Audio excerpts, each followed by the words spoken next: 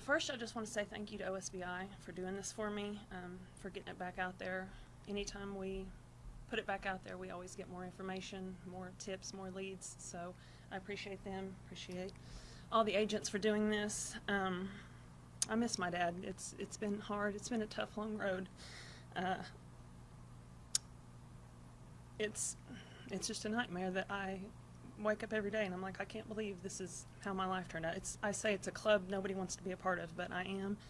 And I want to say that I have only gotten through this from support for the community, support from OSBI and agents, of course my family and my faith, my church community. I feel that there's people that he worked with, people that he had day-to-day contact with, people he lived with, people in our community that know information and haven't come forward. So I just ask that people do the right thing, help my family get closure, help me move on. I know that there's probably foul play and I'm not going to see my dad again, but I need closure and I need to move forward. And I hope that this reward helps people feel compelled to come forward with any tip, any. People sometimes think that it's just hearsay or a rumor. Come forward anyways, because the agents can be the one that follow that lead or follow that tip and determine that. So I also want to say that the family is still giving a $2,500 reward also, along with the $5,000, so that would make it a $7,500 reward.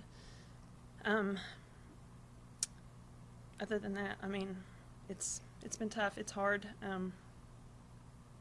It's hard. It's hard. I do want to say thank you to my community and my family, and for all the prayers.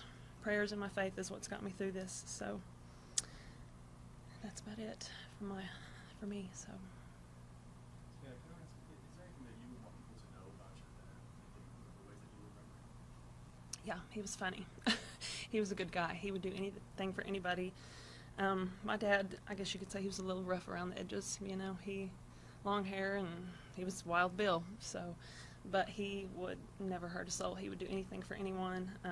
Always there for kids and grandkids, and he would never have just left us like this. I knew from the moment I saw his vehicle that something was wrong, because I'm his go-to. I'm his person that he calls no matter what. So I knew instantly that something was wrong, but he was a good guy. He didn't deserve what's happened, and my family sure doesn't deserve that. So. Do you remember the last contact you had with him? Yeah. What was that like? I spoke to him the morning of March 3rd.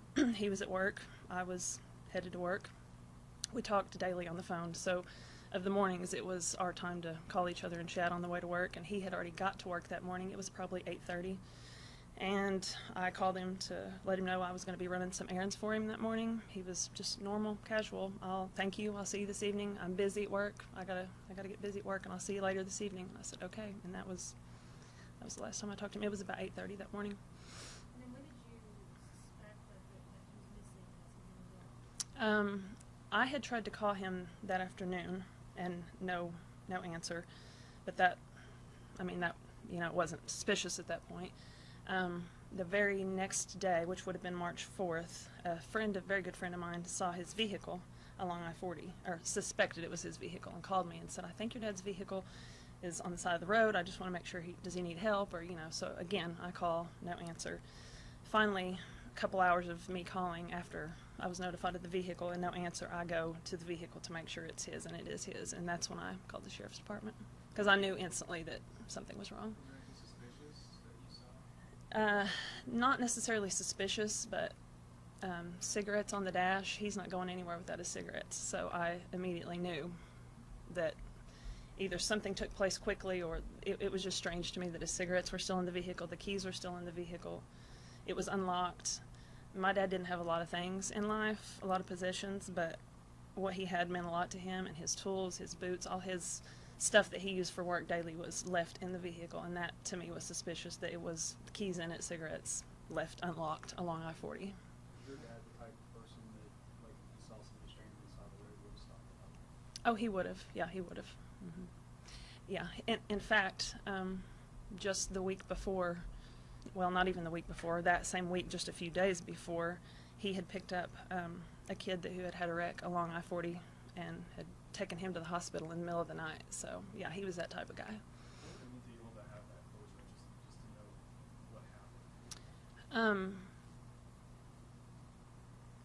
I have 2 little boys, and my dad meant the world to me, and he meant the world to my kids. But they see the heartbreak that I go through every day. It's hard.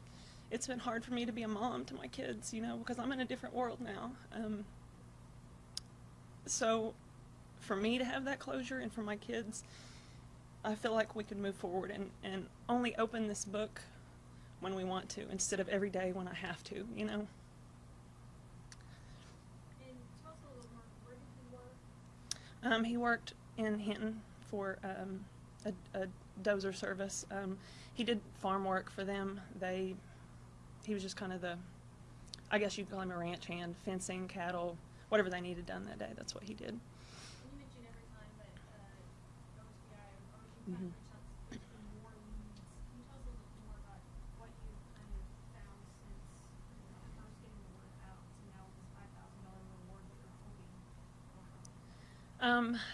I don't necessarily know that we get heavy leads every time that we do this, but we do get more people. It gets people in the community to talk. We live in a small town. People know everything about everybody, and just getting people to talk and to get it back out there, to let people know that I'm not forgetting, I'm not stopping. I refuse to let this be a cold case. I have just decided that I will find my dad and I will finish this, you know. And I feel like every time the media does something, it just reminds people that it has happened and it's still fresh, you know. People talk, and that gets, when people start talking, that gets it might hit a certain person that they think, oh, you know, I'm gonna go forward, that could be something. So it's not necessarily a heavy lead anytime, but it does just keep it out there and keep people talking. And one of these days I feel like the right person's gonna come across the right tip that will lead us to find my dad. So You said you believe somebody knows something. I feel like in my community, yes, I feel like I heavily feel like there are a lot of people who are just afraid to come forward. Nobody wants to be a part of anything like this, you know. Nobody wants to, and nobody wants to be the person to break that news to me, or to you know, people don't want to. I can tell that people look at me different in our community now, you know. They don't want to open that wound, or they're afraid how I'll react, or, you know, but I do want to encourage people, small tip, big tip, whether you think it's something or not, whether you think it's just, oh, hearsay, to come forward, because you never know when that small, tiny thing is the truth, you know. And you've thanked the OSBI a lot throughout this time Mhm. period of your life. How can you describe the relationship that you now have with the agents and just the They've been wonderful. They've picked up this case and they've all helped me, and not only have they helped with the case and with interviewing and going out and speaking with people, but they've become support for me. I mean, they text me, they call me, they check on me. I've become very close and comfortable with speaking with all of them. Would you mind saying spelling your first and last name for us? Yes, Savannah Morris, Savannah Morris. TJ, can we ask you a couple of questions? Sure. Since you initially, OSBI initially began investigating, have you gotten any leads, any tips that have been possibilities, or do you maybe have an idea of what you think might have happened to him, or is this completely a cold case as of right now? Well, right now we don't have any physical evidence that would lend us to believe that anything, really. That's why we need to find Mr. Lang. Hopefully that will help develop some leads. Right now it's just run a bunch of interviews, collected a bunch of evidence, and the evidence has come back from analysis with no additional leads.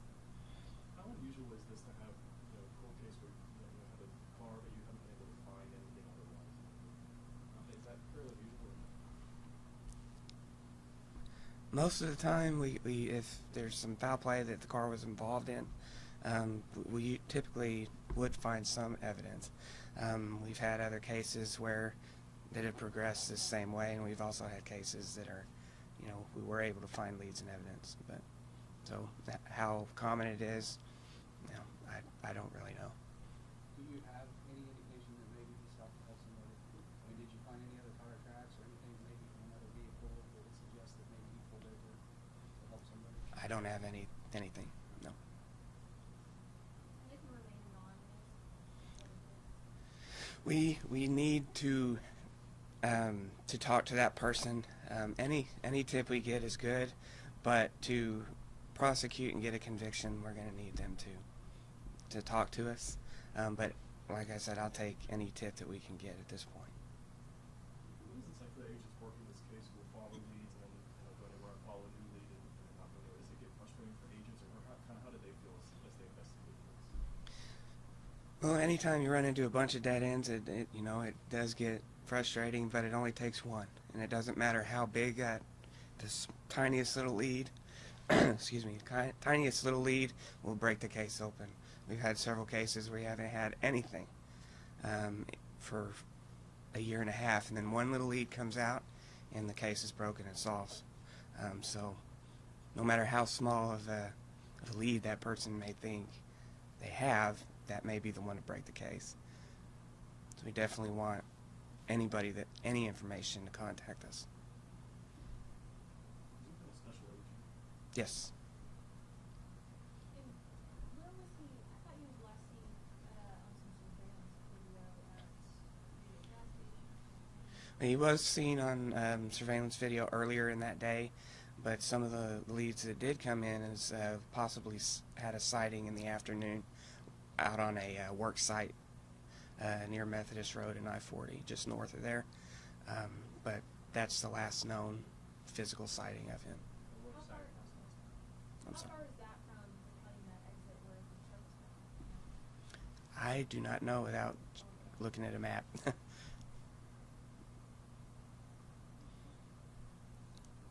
Do you know Methodist Road versus Calumet?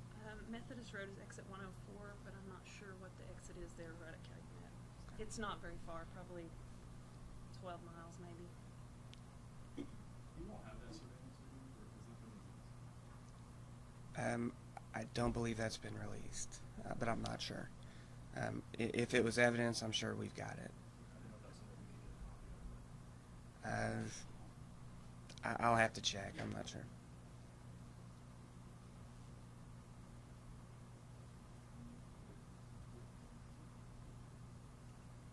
Anything?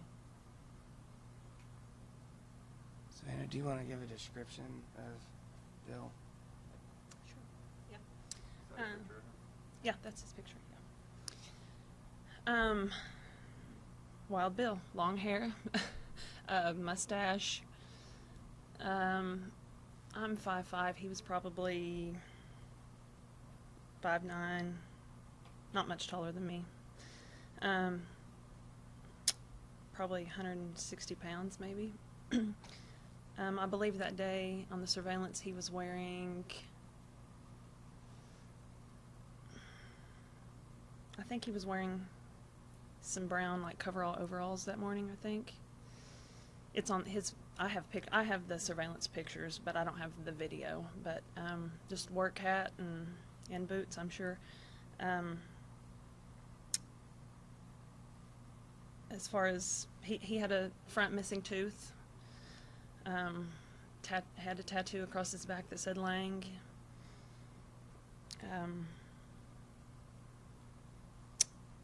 Oh, his glasses on his shirt there reminded me he couldn't see anything, so as far as his glasses were in his vehicle too, so that surprised me. He didn't wear them necessarily for driving, but for anything he was going to read or needed to see up close, he took them everywhere, so, and they were in the vehicle as well, so. I guess that's it as far as description. He was 60 at the time he went missing. I do also want to say real quick, we have the Bring Bill Lang Home Facebook page, and people sometimes feel more comfortable messaging that page. That's fine too. I can always get that information to the agents if they have tips or leads or questions or anything like that. There are pictures of him on the page of pictures. Yes. Can we use those? Yes, yes. And he's been entered into the name us, and his pictures and stuff, information's on that account too, so. And I also have different pictures because I've always put out the same ones, so if I need to email anybody with those pictures, I can too. Yes.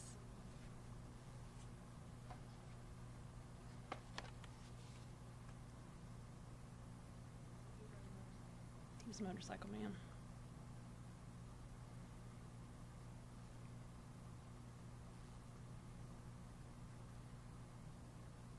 Did he go by Dilly or Bill is what he went by around. Yeah.